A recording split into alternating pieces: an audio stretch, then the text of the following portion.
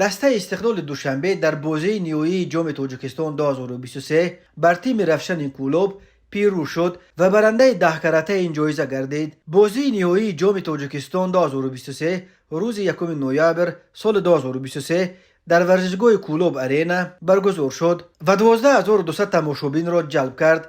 وقت اساسی بازی مساوی 0-0 انجام یافت. در قسمت‌های اضافی دسته‌ها یک گلی زدند و حساب بازی 1-1 شد. استقلال با گل لیگنر گانگی رفشن جوزف اکومادی با ضربه دقیق حمایتگر مرکزی صادق جان قربانوف پاسخ دادند. در سلسله ضربه های پنالتی استقلال موفق شد 4-2. دروازه‌بان رستم یتیموف ضربه جریمه‌ای دروازه‌بان رفشن ایوگنی گریتسنکو را برگرداند و در نهایت بهترین بازیگر فینال نیز اعتراف گردید. لازم به گفتن است که کاپیتان دسته استقلال جام تاجیکستان را با فوتبالکای به دست گرفت که در آن به نشان حمایت از فوتبالباز این دسته منوچهر جلیلوف با توی منوچهر نوشته شده بود. منوچهر جلیلوف که 33 سال دارد چند وقت باز با مقصد تبابت بیماری سرطانش در یک شفاخانه شهر مسکو قرار دارد.